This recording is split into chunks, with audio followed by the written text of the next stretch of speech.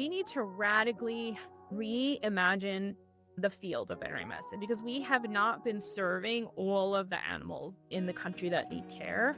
I got interested in accessible veterinary care, again, because my students kind of dragged me kicking and screaming into it. Welcome to Vet Life Reimagined.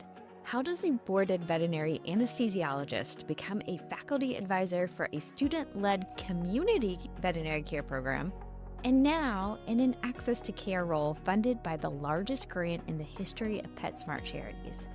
I'm excited to share my conversation today with our guest, Dr. Emily McCobb. One, her journey is full of serendipity, which I always find fun and fascinating. She quickly learned what she liked and didn't like in her internship at Angel after vet school, yet she was open to experiences that led her down a path she would naturally go. And you will see how grateful she is now, as she is in a one-of-a-kind opportunity as the inaugural PetSmart Charities Endowed Chair in Accessible Veterinary Care. I met Dr. Emily because she was recommended by a previous guest, Dr. Jules Benson, who met her at the Veterinary Innovation Summit and said he was very impressed by her and her unique perspective and spectrum of care. And he was right. Emily has always had a heart for animal welfare, and she shares how specializing in anesthesia allowed her to follow that interest, and how through twists and turns she is now advocating that we need to reimagine the veterinary profession. We discuss what accessible care really means, how we can evolve our approach to teaching and practice, and why the next generation of veterinarians might just hold the keys to the future of our profession. I hope it's another conversation that reminds you to stay curious with your career and highlight how many ways there are to make an impact in veterinary medicine. So let's get to the conversation with Dr. Emily McCobb. When did you know that you were interested in veterinary medicine? Oh, yeah, this is a good story. I tell my students this story all the time. So I remember being around 12 years old, and I was like, I need to decide what to do with the rest of my life. And I was like, well, I like animals and I like science. So the two things I could think about doing was being a veterinarian or being a dog trainer. And I was like, well, I kind of like science, so I guess I'll go veterinarian. And then from that point on, I was kind of on a systematic path to just be a veterinarian. Yes, and I remember you telling me, luckily, even though those were the only two options you knew about the time, you're happy with your career path that you went that direction. Is there anything else that you can remember from growing up or, before we get to college and vet school that you remember fondly? It just maybe something that stands out that it says a little bit about who you are as a person or kind of foreshadows a little bit of anything in your career. I was lucky that I could start working at a vet clinic from the time I was 14. And when I talk to young people now, a lot of times they don't feel like those doors are open to them. And I used to do stuff like wipe down the chairs in the waiting room and that kind of stuff, but it was just good to be part of it. So I encourage young people to try to take advantage of those opportunities. And the other thing I remember from being a kid is that back then, it wasn't like today where people really had their animals in every aspect of their lives. Like my family, usually the dogs were outside. We would feed them by scraping the plates, and then the dogs would eat that. And I was always outside with the dogs while everyone else was inside, especially on holidays and things. So that was probably the foreshadowing. It was meant to be. So, love that. Well, so let's go fast forward just a little bit as you are, college and getting into vet school. Is there anything that you remember about thinking about getting into vet school and maybe what you thought your career might look like one day? And then did that evolve over the time of vet school? Yeah, not so much in vet school, but after vet school, I remember very systematically going through the process, documenting the hours of clinical experience I needed to have in order to apply. Back then, the dream was to come to UC Davis, and they had a requirement for 400 clinical hours. So I did that. And, we had books on how to get into vet schools before the web or really that. So there was a thing called the Pre-Veterinary Planning Guide. And there was another book that had every school listed and all the different requirements. So you would actually look in the book and then figure out what schools you could apply to. But then coming to vet school, I thought I wanted to be an internist because I really, really liked physiology. And I thought that was the best way to like get to do physiology is to do medicine.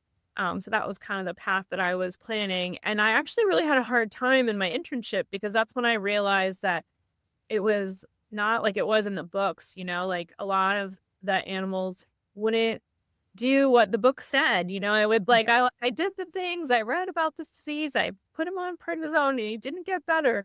And I found that really frustrating, like that whole, like, medicine is an art form. That was really hard for me. I'm very black and white when it comes to medicine, and I think what drove me eventually into anesthesia, because it's much more simple in that regard. It's kind of like cooking. Like, there's recipes, you follow the recipes and usually have good results. I think that's so good to start to learn about yourself, though, because I mean, despite a lot of similar characteristics to individuals coming into veterinary medicine, there's still a lot of diversity in how we think and how we prefer to live, one day to the next or one patient to the next. And so that's really good insight. And so when you were describing, your experience before vet school, it sounded like a lot of general practice work. So where did you realize that there was specialty medicine? Because I know a lot of people who go in, it's like their specialties. So how did you get kind of exposure there? I think I graduated in 2000. So that was kind of the right when all the specialties were really taken off. Even back then, there weren't any anesthesiologists in private practice at all. Oh, wow. So specialists were really the domain of university. And it was not something that I ever thought I would go into. And I wasn't even planning to do an internship. I really was planning to go into job practice or do, medicine. And then I remember, and this will become important when we talk about what I do now. I specifically remember a faculty member coming up to me and saying, "You have to do an internship or you're going to be a terrible veterinarian, and you have to do it at Angel." And at the time, there was a phenomenal faculty that we had worked with who had just gone to Angel. So that I think the Angel bit mostly came from that faculty. So I went to Angel, and it turned out to be really impactful for my career because that hospital, as most people know, is owned by the MSPCA. So it was where I first got involved in shelter medicine. It's where I first worked in a shelter, where I met one of my early friends and mentors, Dr. Martha Smith Blackmore. She was there, just a few classes ahead of me. And a lot of the things that went on to influence what I studied in terms of animal cruelty and balancing law enforcement and dealing with clients that didn't have economic resources, a lot of those were based on early experiences I had in my internship in Boston. And I loved it at Angel. I still love Angel. It's one of the most amazing hospitals. I tell the students to go to Angel, but I hated being a veterinarian. And everyone said, "Oh, it's just because you're an Angel and you're working 100 hours a week." And I was like, "No, I really hate being freaking." And so I kind of had this crisis of, what have I done? I've been on this plan since I was 12, and I absolutely hate it. And people was like, "Well, you didn't know what you were getting into." I was like, "No, I've been a technician. I worked in a hospital since I was 14. I know what this is." I just personally was really overwhelmed with clients that were relying on me and really frustrated with myself when I didn't know the answers.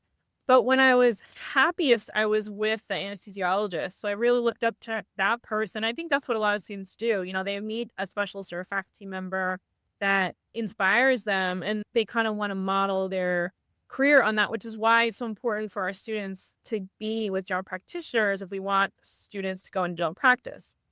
But anyways, that's kind of when I first started thinking about specialty. But in between, I went to graduate school and did research on stress in cats and started working more in shelters. And I worked in private practice for 3 years. And eventually I went back into anesthesia because it was a way to get into animal welfare. It's a very animal welfare centered discipline. But also with my personality, I don't have the patience for that art form, the sort of like communication, the guidance, all of that you need to do to help somebody with their animal through a complicated medical condition. I love where anesthesia is like, "You give it to me, I hopefully don't break it, keep it alive, I give it back to you, and I go on to the next thing."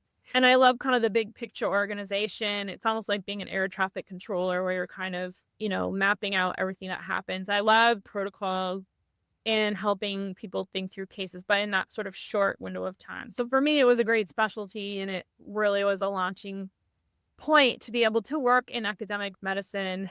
But I love the journey that I took. I don't know if I would have done the same thing now. And I'm excited that there's so many opportunities for students now that they don't necessarily have to specialize to be in academic medicine, or there's so many more options now than when I was coming up. Yeah, which is why we have this podcast. So, this is fascinating because the other thing is reflecting on what you do now, and because you work with access to care, which to me, how we're trying to approach this, it's more of a contextualized care requires the art of practice. So this will be interesting to like tie this all together. So for people who are, thinking more like you and how this can all tie in together into a very similar mission. So I want to go to something you said about anesthesia, and you said that it's a very welfare focused specialty. Can you elaborate on that, and maybe for people who aren't as involved with understanding a career in anesthesia, how that is so aligned with welfare? Yeah, I mean, a couple of things. So one is kind of being that advocate for the patient. And so, especially if you're working in a hospitalized setting, a lot of times, we're not the primary doctor, and our job is to kind of facilitate what happens to the patient if it needs imaging or surgery or whatever reason they're having anesthesia, and then safety. So we're often the one that's really kind of guiding that patient through its journey in the hospital and making sure it kind of all the steps are made. Sometimes it's multiple services are working on the animal. So we have to coordinate all those conversations. We have to really think ahead. If the surgeon is going to need a certain thing to be done, it's our job to make sure that, we get it where it needs to go. We do this in a timely fashion, but we're also the ones that are thinking about comfort and pain and positioning and how we carry the animal, keeping the animal warm, all of those types of things. So it's very impactful as far as how we can influence the impact in these kind of, sort of small ways. But then, or the outcome, sorry. But then the other thing is, I always used to call it kind of a selfish specialty, which again, is ironic now with what I do, because I used to struggle a lot with coming up with a treatment plan that would work for the owner. And anesthesia never has to do that really, because someone else has already had those really difficult conversations, right? And so by the time it comes to me, all I have to do is do my best to take care of the animal and make sure everything goes well. Now, I also did, chronic pain management and palliative care and things like that when I was in practice as an anesthesiologist. So that was a little bit, more where you're really, again, maintaining patient welfare, keeping them pain free and all that. But in a hospital setting, the anesthesiologist is mostly shielded from the really tough conversations. And so I think for me, that was with the training I had, that was probably what I needed for my mental health, was to just kind of not deal with all that tension. But now I can use those struggles that I had as I teach students about, if I had had training in spectrum of care and had training about these different options, and we were more comfortable with contextualized care, I don't think I would have had as hard time in practice as I did.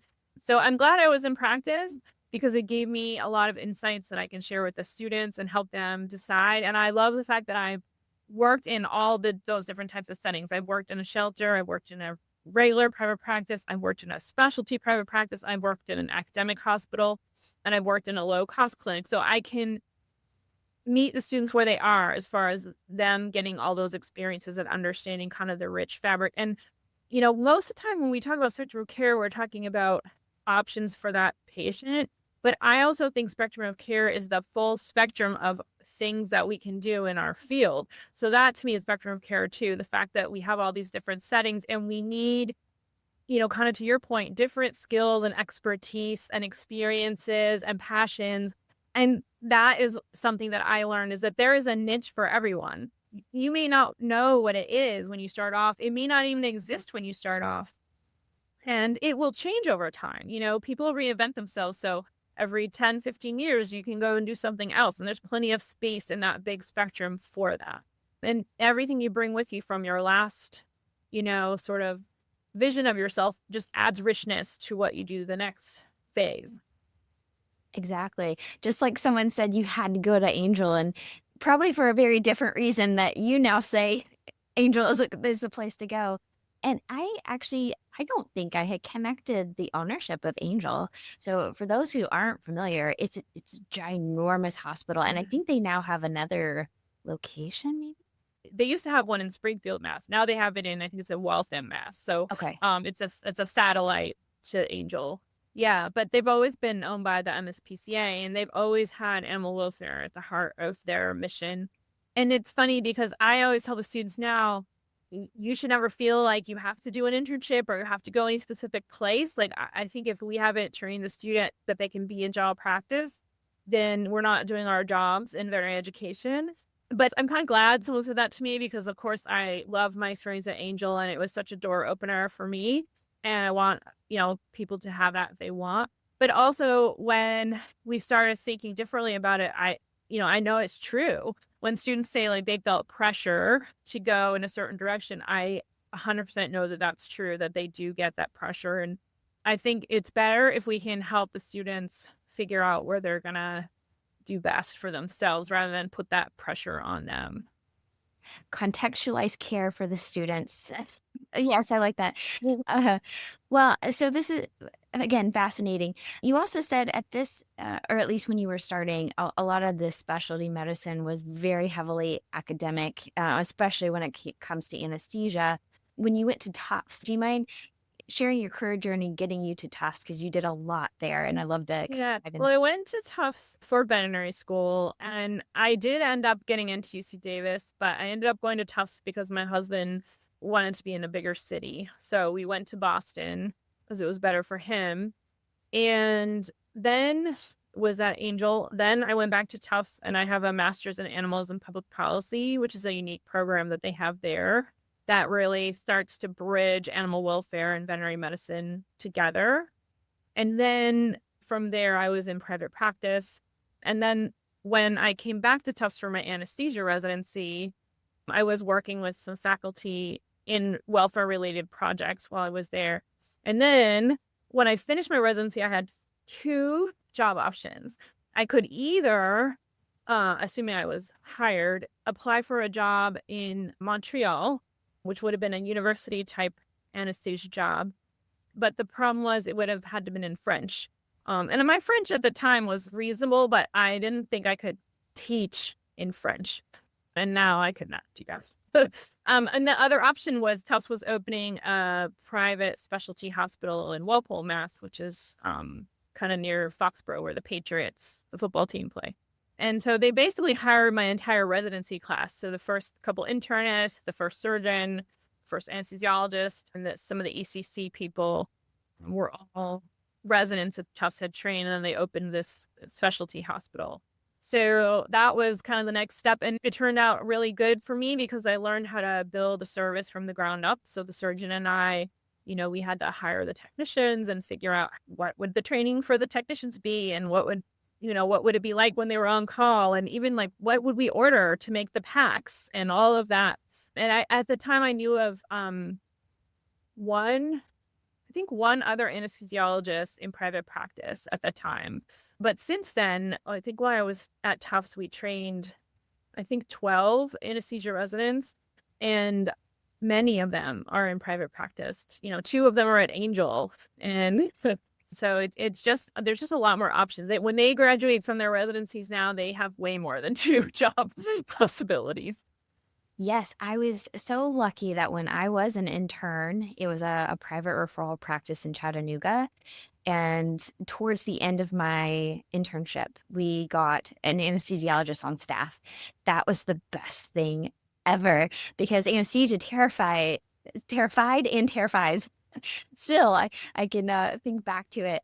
So it was so fantastic to have them as part of the team, and just going back and picturing that air traffic controller, because you're right, it's a lot of things need anesthesia. It's not just surgeries, right? Like it's pain management, sedation, that's for other things that the pet may need. So there's a lot of opportunity to overlap with lots of different specialties. So, yes, I'm sure a lot of different opportunities now, and it's just grown. So I'm still trying to connect you're setting up a service and probably realizing that there's a lot more detail than you ever thought that went into starting a service. How did you keep your actions and interests involved around like shelters and this interest around access to care and all of that? Yeah, well, the next thing that happened, well, this harkens back to my residency. So the next thing that happened was while I was a resident, we had a faculty member who had family in Nepal. And so for years, they sent students to Nepal on various projects. They worked with elephants, they did a bunch of different things. But she got involved in rabies control efforts in Nepal. And, in India and Nepal, they still have a lot of rabies in the free roaming dog population, and all over the world, they have this problem. And in India, they've had some very successful what they call animal birth control or ABC programs, where they set up spay neuter clinics in these urban settings and they spay neuter and rabies vaccinate the community dogs.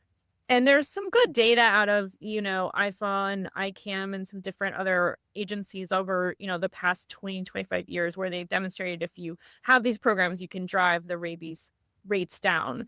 And that lots and lots, I forget the numbers, but it's like thousands of children are infected by rabies through dog bites. And so it's really important for human and animal welfare to control rabies.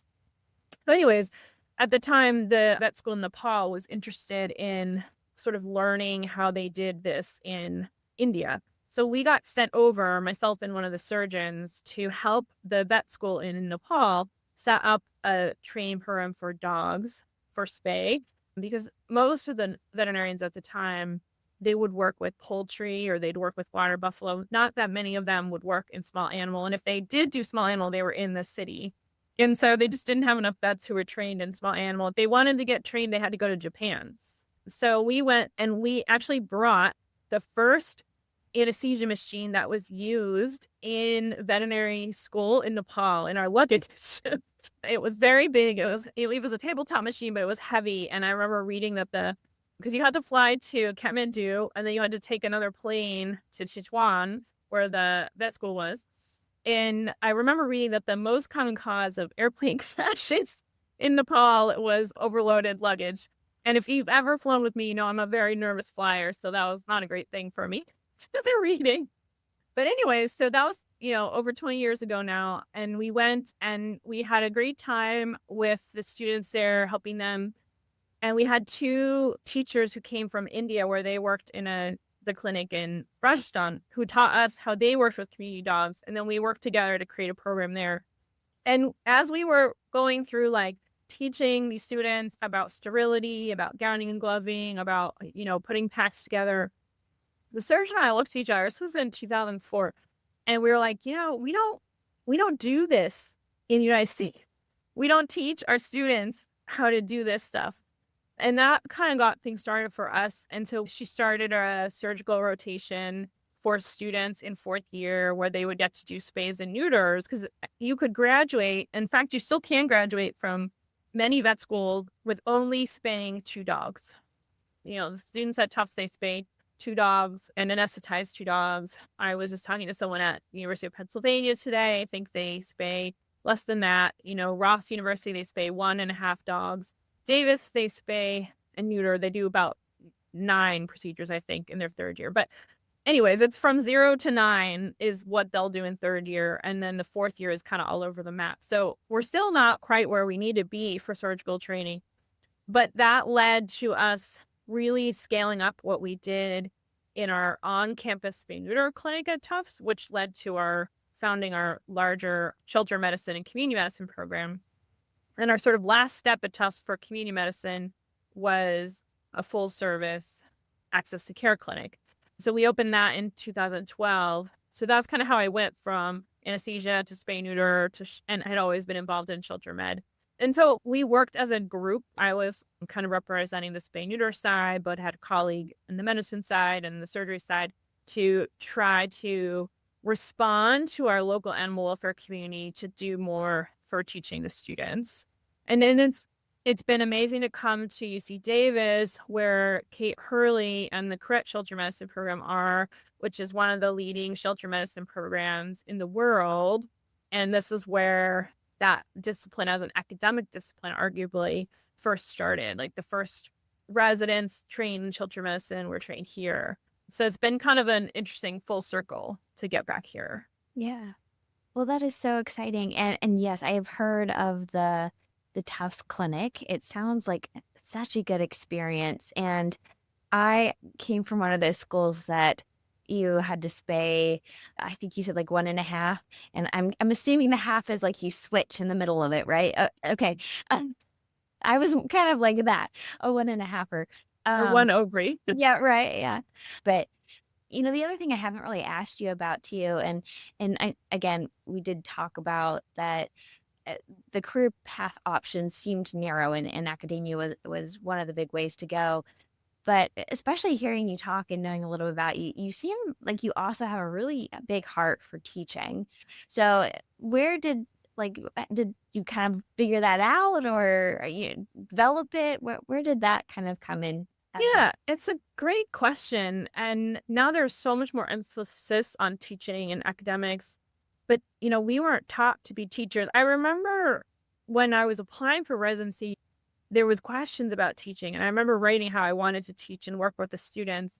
But it almost was like it's something you have to say that you want to do. And I do find a lot of residents don't think deeply about that, although they enjoy teaching and the students love interacting with the residents and the interns because they're closer to their age usually, and they're at least closer to their level of experience. And so, we have this whole population of folks that do a ton of teaching. And so I think it's just the joy of, getting to share your knowledge with other people. But honestly, when I first was an anesthesiologist, I wasn't really motivated by teaching. I was motivated by animal welfare. So I wanted to do the best for my individual patient.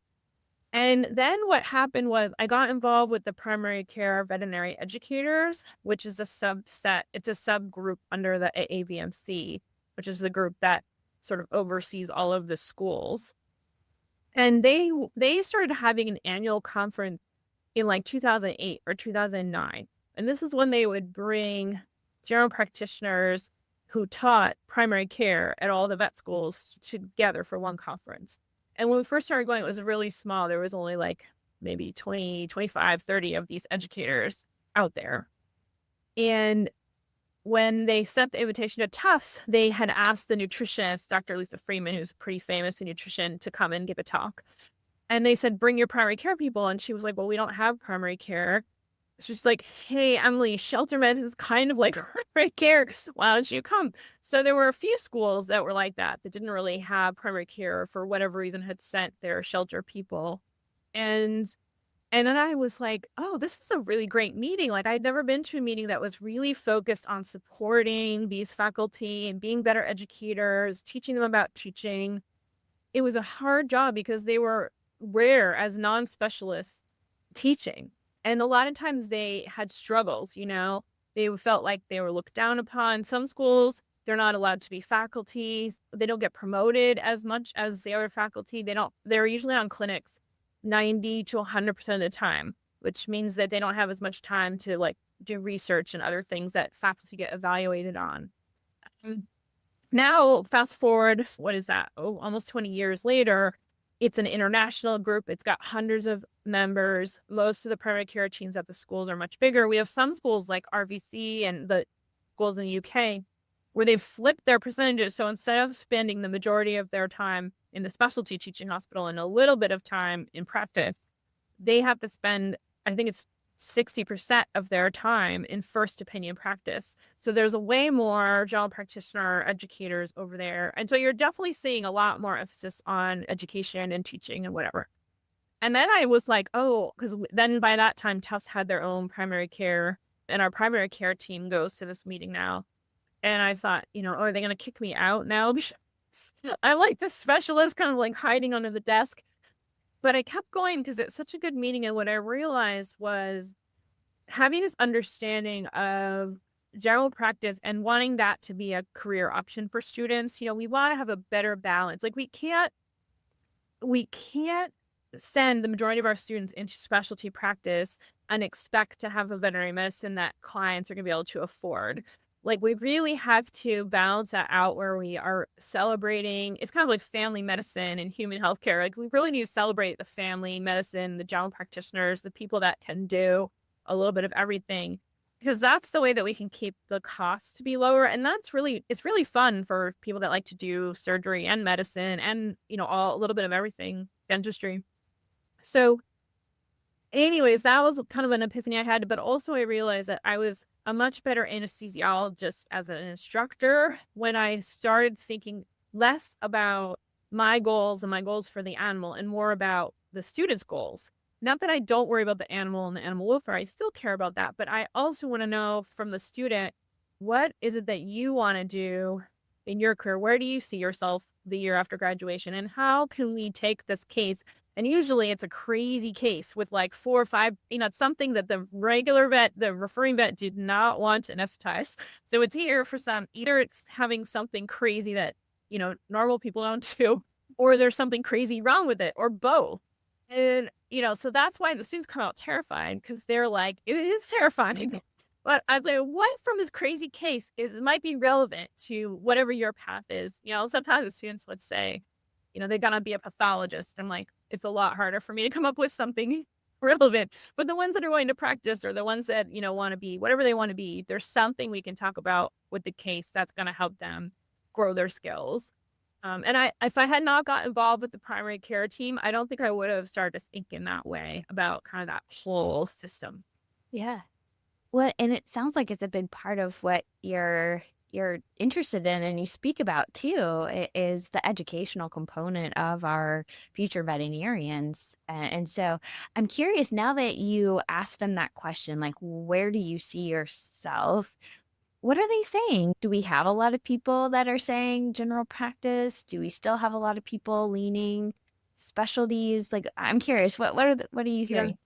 It depends. I think at Tufts, we were really proud of the fact that we got the students, um, the ones that felt like they needed to do an internship, we lowered that percentage, and that was like a point of pride for us.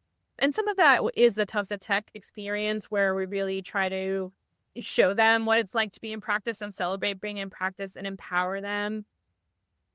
But, and some of it is the economy and just different things like that. There's a lot more students now saying they want to go into mixed animal practice. I think people really enjoy the variety of species and getting to do a little bit of large and small, especially if they want to go to like a more rural part of the country. And so I try to be open to the students and their passions, and I try not to shape them in those conversations, but I do tell them that my job is to make sure that they feel ready to graduate and be in practice. And so I tell them, if you want to do an internship, that will never hurt. It will hurt you financially, but it will never hurt you as far as giving you a lot of clinical experience in a really short amount of time. So I think it's a really useful training experience. It's really useful if you want additional mentorship. But we're seeing now lots and lots of private practice also build in mentorship, and we're trying to model that in community and shelter medicine, where we want to put together mentorship opportunities so that we don't lose students who want to work in our space but fear not having mentorship. So the idea is that they're prepared, and then they can choose based on what they want to do and not because they feel like they're not ready. That's the big thing that we've been working really hard to try to change, both at Tufts but at a lot of the other schools, was we really want the students to be competent and confident when they graduate. Yeah. So, what do you think are opportunities? Maybe something you're currently working on, but maybe some additional opportunities that could improve the ability for our new grads to feel more competent and confident going out. The thing Tufts does that, and this is Dr. Greg Wolfus is responsible for this and his whole team there. They are the best at really putting the students in the driver's seat. So the students are the ones that lead the conversations with their clients, really have to come up with the treatment plan and on their own with support, and then perform all of the diagnostics and treatments that are needed. And that is what empowers the students, I think, to really have that confidence and competence. And so when we think about our educational experiences, I think there's just a limit to what a student can learn by watching and talking. We more and more, you find the student, they're like the one on the computer in the corner. And I want to put the student, I want the instruments in their hands. I want the hands of the student on the animals. So really working to make our rotations as hands-on and as empowering as we can do. And a lot of us that have more traditional clinical training programs have a lot of work to do in that regard to make that possible. So we're working on leveraging opportunities with partners, with different types of externships, different types of placements, and then also trying to work more with the future employers to understand, what are your challenges when you have newer graduates coming into your workforce? What are they not prepared to do that you need them to do? And where are the sort of pain points that we need to work on? And so that they're able to kind of hit the ground running. Yeah.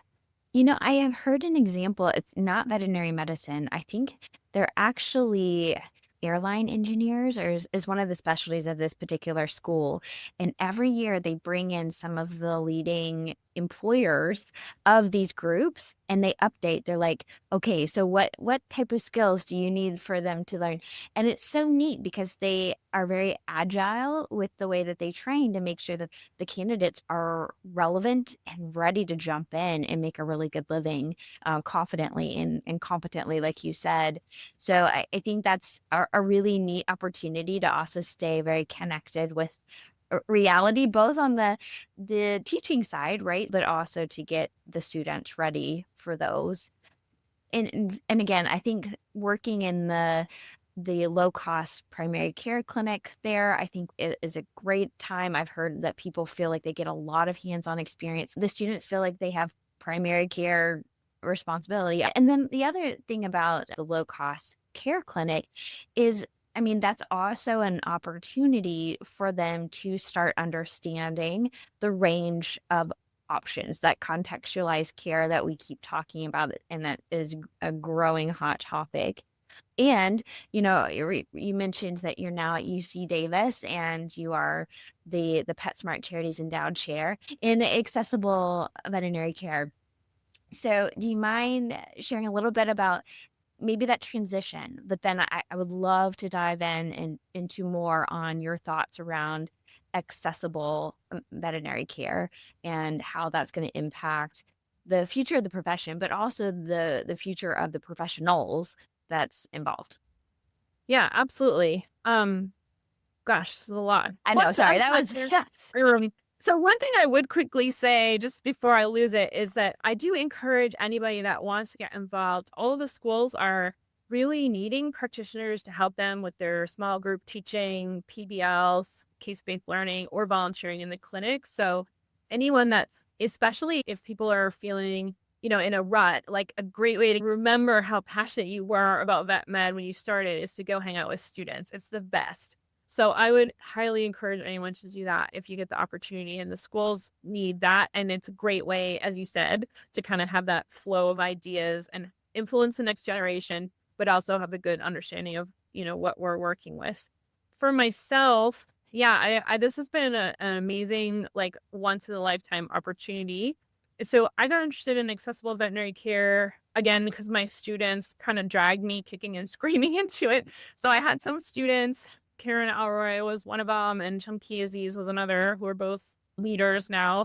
But way back in 2008, Karen and her classmates were going by one of the high rises in Worcester, and which is a town in Massachusetts, and they were like, "Oh, look at all those people and little dogs. Like maybe we could do some vaccines there." And so they worked really hard for a number of years to figure out how to do an outreach program. So by the time I was finished at Tufts, we were in every public housing agency in the city of Worcester that allowed pets. And we would go once a week and we would provide exams and basic vaccines to folks that were in low income housing. And then that kind of aligned at around the same time that Tufts was thinking about trying to partner with the high school and set up their clinic. And it kind of opened our eyes to the fact that there were just a lot of animals that weren't getting care. And we'd seen that in spay neuter. There was some early studies around How often do folks that are using low cost spay neuter go to the vet after that? Is it like an opening the door? And, we were hearing from folks that they weren't going because either their animal wasn't sick, so they didn't perceive the value of, wellness, which is always a problem with everyone. But mostly it was because they didn't have the financial means. And this happens a lot. This is in any sort of program. If you talk to them, the spay neuter vets are like, oh yeah, people have tried to come back to us for years. People would come back to us for euthanasia because in their mind, like we were their vet. And you're like, I spayed your animal 12 years ago, but like we're their vet. And so we've really kind of started to form relationships with communities. And once you have that relationship, pet owners everywhere are the same. They want the best for their pet. They want them to live long and happy lives, regardless of what their circumstances might be at that moment. And so we've just taken this on more and more as a profession. So PetSmart Charities has put in an enormous investment into this. They put, millions of dollars into trying to move the needle for accessible veterinary care. And they have a number of really cool initiatives. But one of them was setting up an endowed chair at UC Davis. So they committed $6 million, which is the largest gift that the vet school here had gotten, that they had given any vet school for sure. And what it does is it gives me the freedom to focus on accessible veterinary care in a way that I wouldn't have to do if I was, writing grants and whatnot for my salary. And we're really just starting on this beginning of this field development. So what does the field of accessible veterinary care look like? What does that mean? And how does that impact how we need to practice? And I say often, well, we need to radically reimagine the field of veterinary medicine because we have not been serving all of the animals in the country that need care. And we've all been part of this system. This is the system that we were brought up in. We sort of had this prevailing, moral belief that pets were a luxury. And if you had a pet, it was your obligation to be able to pay for veterinary care, which, I mean, I probably used to talk like that too. That is what we thought. And it came from our sort of profound compassion for animals and this sort of belief that, we needed to do the best for them. But it sort of belies the reality that, 60+% of Americans own pets. And that's regardless of their financial circumstances. And if we say that we are a profession that protects animal welfare, that needs to extend to all animals that we come into contact with. And so we really need to then figure out better ways of delivering services. And it impacts everyone if animals don't have care. And the other thing too is that we haven't been trained as veterinarians. Most of us have not been trained in understanding the sort of systems in society that lead to things not being fair, that like lead to some having more than others and resources not being allocated justly across groups. And so trying to figure out how to teach veterinarians about social justice. And, it's not like we can solve poverty as veterinarians or we can solve housing insecurity, but there is a lot that we can do better if we understand that we always, as humans, I always think about Kimberly Pope Robinson, and she always goes to like the blame and shame. And that's what we do as people. And so we tend to blame people when they have challenges or when their animal has challenges rather than understanding these root causes. It's not a fair playing field. And if we don't get away from that and just kind of meet people where they are, there's no way out of it. So it's really empowering once you start to learn these things and realize the harm that we've caused and how we can sort of undo some of these oppressions and try to do better. And it does create some tense conversations. It creates some interesting alignments. We tend to define in veterinary medicine, right now, especially with the economy, all the talk is about door swings are being down and visits are down, and everybody is worried about this. And so we're defining need by demand. So who is willing to pay for care? And that's demand. And that's the economic definition of demand. But, that doesn't necessarily equal who needs care, who can afford care. And so I think where we run into problems, though, is that because we're all super compassionate and none of us really feel good about this. And as it is, we struggle to charge for our time and feel like, how do we balance being a business while also wanting to do animal welfare.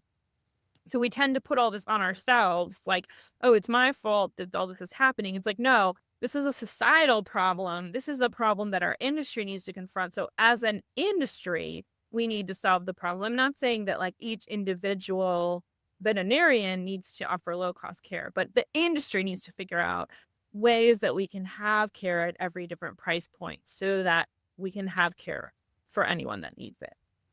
Yes. And before I forget it, I want to go back to something that you said. And you said that you got into access to care kicking and screaming because of students. So I Yeah. feel like there's a story there that I don't think we talked about. Do you mind backing up a little bit and Sure. explaining that comment Yeah. a little bit? So remember, I'm an anesthesiologist at this point. So the idea of like going and standing in somebody's lobby where they usually play bingo and doing vaccinations is not my cup of tea. But as at that time, my job was to oversee shelter medicine. And so I inherited this outreach program that the students had started with my predecessor, and I was like, all right. And, you just kind of you realize the impact you can have. These are the most devoted clients that I've ever worked with my whole career. And they so love their animal. And I think this happens with older Americans, regardless of where they live. Like their world gets really small. I see this with my mother in law who lives with me. Her world is very small. And the things that she talks to me about, it's not as large as it is when you're working and you're going out of the house and things like that. And just imagine the role of the pet in that context. Their pet is their everything. So the opportunity to keep folks with their pets in their homes and keep them healthy it's magic. And the students just come alive in the environment. They're so excited to have conversations, to do this kind of care. It's just very basic stuff. So yeah, it totally changed the whole path of my career. And yeah, getting emotional thinking about it, but it wasn't anything I ever planned to do. But we sort of we learned from our students. I always say the best ideas that we've ever had come from the students. And I've been lucky to be at schools where they listen to the students, right? And when the students have a great idea, we're like, okay, let's try that. So that's been amazing. Aw, that is amazing. And hopefully that's encouraging to people too, that we need to look multi-generational across our whole industry. But it's so good to hear that they saw the impact that they were having, and they were not doing every X-ray, CT, all the things that a lot of times that students are surrounded in academia. And the other thing you had said earlier was that when you were younger and you found it very challenging to talk to pet parents because of that, like it was their stressful conversations. And if you had understood this, that you might have been less stressed when having those conversations. And here you are having Yeah. conversations with pet parents or teaching vet students. Sorry, I'm old, so you're all I know I now. call them kids too, because they could be my kids. I know, right? So teaching vet students how to do this, and so it's so neat to see the circle back here, and I think it's a good point too, because you said we're very compassionate, and that we worry that on a moral level, is it okay to do this? And it was something that you had said in our pre-call, and you said doing your best in that contextualized care situation is not just okay, right? That is, you're making a difference. And so coming back to that comment about this is an industry concern, we need to reimagine how we practice. So you can, if you want to elaborate more on the industry level, but what can we do on an individual level to contribute to that? Well, luckily, there's a great new resource that just came out, which is the AHA Community Practice Guidelines that kind of talks about this. And they talk about a couple of things that any veterinarian can use. So one of the things that's in there is the family-centered care paradigm. So just this idea that we want to set it up as a family system, and that anything that impacts any family member is going to impact the rest of the family members. And the more we can get ourselves thinking that way, but also our allied professionals, right, in nursing and social work and those other disciplines thinking that way too, the better job we can do of taking care of folks. The other thing it talks about is community networks. So just even knowing what's in your community. So if one of your clients can't afford services at your hospital, where could they go or what services are available for them? And then, of course, thinking about the treatment plans and meeting clients where they are, that's another way too. And so, yeah, you're exactly right. It's something that industry has to do as a whole. So we need to sort of collectively decide that we have a moral imperative to ensure that all the pets get care. But then each individual veterinarian doesn't necessarily have to change everything they do, right? Because there's a niche for them, but just being aware. The one thing that I think we really, really all need to change is we need to agree that some care has got to be better than no care. There's this idea now that if you cannot do what you think is the standard, like the high standard of care, that you don't have anything to offer the animal. And sometimes, we don't have a choice. Like our practice price point is such that, we just cannot do anything at that point. And of course, there are animals that there's nothing we can do because their prognosis is grave or just the resources is beyond, what we can do. But most of the time, there's something we can do in terms of palliative care, pain medicine, simple treatment things. And I think that trying our best to help is always going to be better than offering nothing. And there was a recent survey that PetSmart Charities did. They partnered with Gallup to do this survey of pet parents and how they were doing. And they found that for clients that declined a treatment option because of financial reasons, 7 out of 10 said their veterinarian didn't offer them anything else. So just right there is something that like all of us can think about how we can change a little bit to help clients in those situations. I'm not saying that you need to lower your prices. I'm not saying that you can help every situation, but is there something that you can do for the budget that the client does have? Or do you know someone in your community that can offer something at that budget? Or do you really think they should be considering euthanasia? And being honest and saying that, I think we struggle with this all the time is how to have these hard conversations. But I do tell clients I would not feel like that it would be wrong to euthanize your animal.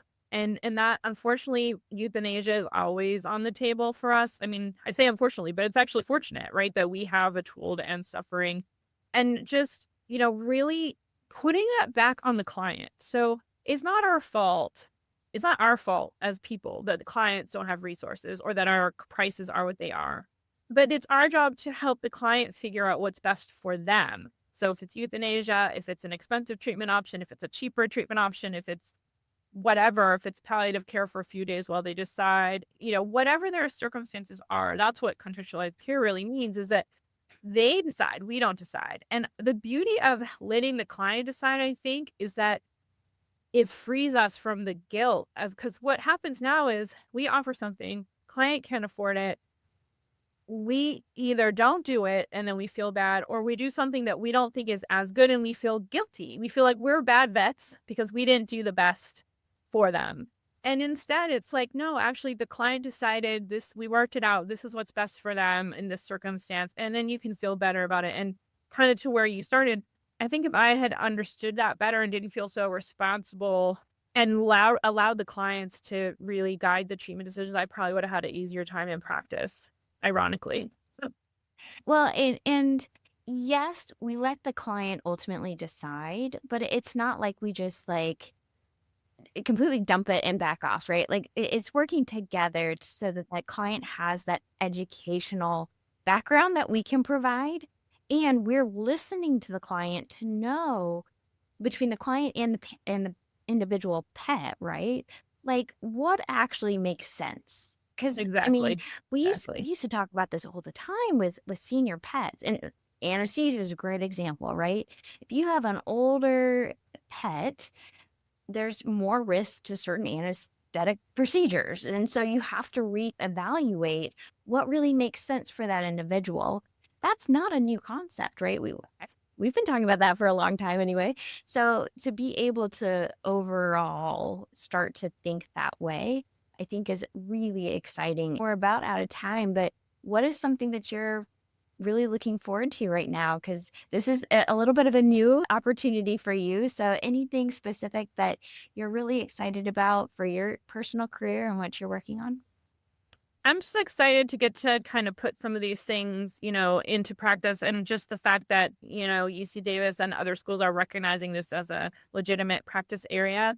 And I kind of wanted to end with something that you said, which is that this is not a new concept. And a lot of times we call this like back to the future medicine, because I think that anybody that's been in practice for any length of time develops these skills, right? You sort of learn these things, you learn to work in partnership, exactly like the way you described it was so beautiful. And so I think what we're trying to do is figure out if there's like a shortcut. Is there a way to get the students thinking like that faster and sooner so that they can get that sort of wisdom sooner? And, we're still working on what that might look like, but I think getting them out there and getting their hands on cases is a way to do that. Yeah. Well, that's wonderful. I can't wait to continue to follow the work that you're going to do. The last question I love to end on a personal note, and this can go beyond career, but love to ask, what is something that you're really grateful for right now?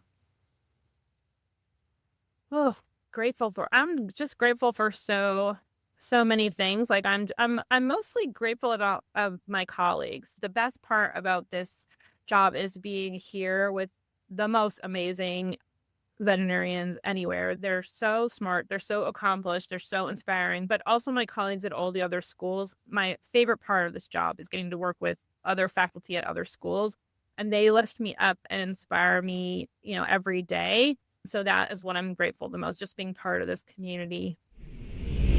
While some of Dr. Emily's journey she described going kicking and screaming, her story is still a great example of how compassion and willingness to say yes to unexpected opportunities can lead to a meaningful and rewarding career.